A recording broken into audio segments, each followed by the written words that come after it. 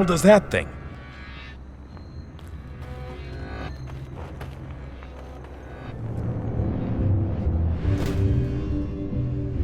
True horror games that focus on being strange and alien and frightening above all else, are relatively rare these days. Survival horror games are a dime a dozen, and plenty of games walk the line of horror. For the most part though, horror has become something of a niche genre these days, and it is within that exact niche that Those Who Remain seeks to carve out a space for itself, blending psychological, atmospheric horror together into a frightening whole.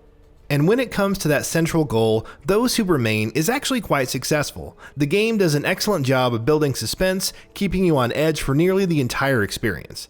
Oftentimes you're scaring yourself more than the game itself actually is, which in this case is a compliment. It shows that the game does a good job of building the tension throughout its levels, keeping you uneasy and constantly like you're in danger. This is helped by some generally strong visuals. The art direction works to the game's advantage well, and the lighting really helps add to the scary atmosphere of the levels you're exploring. The whole thing visually, at least, reminds me somewhat of the Xbox 360 cult classic Alan Wake to an extent. The emphasis on safety in the light and danger in the dark, the mysterious shadowy enemies that constantly stalk you, and its use of wind and weather effects to hammer home the atmosphere all evoke that game in my mind to good effect. The theme is directly carried over in the game's narrative, which is easily the strongest part of the experience. Players take on the role of a man named Edward, sitting alone at a desk when all of a sudden his phone goes off with a text. The message is from the woman inviting him to a hotel. When you arrive at the hotel, it's abandoned completely, with no sign of guests, employees. When someone steals your car and you're forced to hoof it on foot in the dark woods, the scares come out and the story gets going. From there, the game weaves a fascinating tale combining small-town vibes, always a fun horror staple, a grieving mother, and a touch of body horror into a compelling story. Edward's tale combines well with the central tale of Annika, a teenage girl whose death kicks off a series of nightmarish events for the small town the game is set in. The game does a good job of slowly progressing both narratives, tying them together into a larger whole. A major aspect of the narrative is the presence of certain moral choices, where a mysterious figure prompts you to choose to condemn or forgive select characters in the story. Oftentimes, a whole level will be dedicated to learning about their actions and their motivations. The game does a good job of making both choices feel valid, or rather making them both feel equally poor. Most of the things these people do are awful, and yet they're simultaneously understandable, motivated by real feelings and emotions. It makes the choices feel hard, lending them the much needed weight to make something like that succeed. Unfortunately, while the game's narrative is strong, the actual game it is built around is decidedly less so.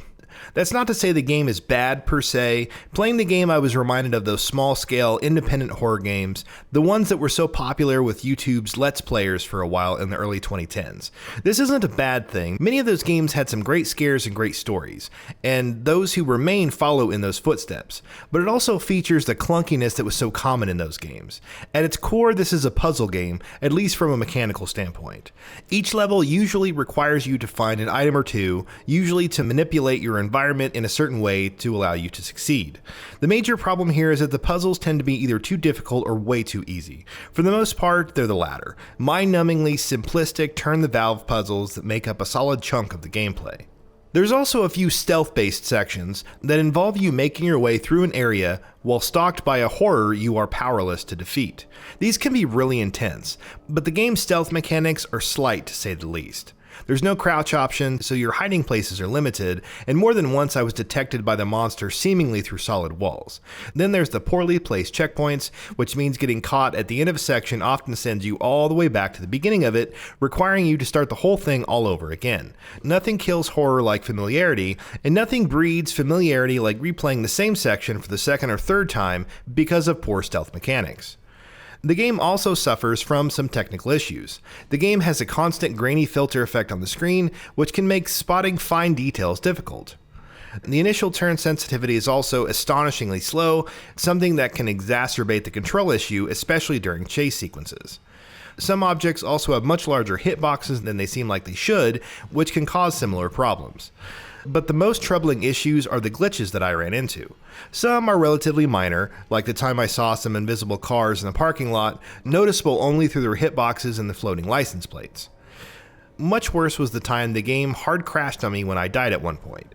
Checkpoints are already hit and miss, but they have another issue. They only apply during your current session. If you leave the game mid-level, or in this case are forced to restart, you have to play the entire level over again from the very beginning. Needless to say, I wasn't thrilled.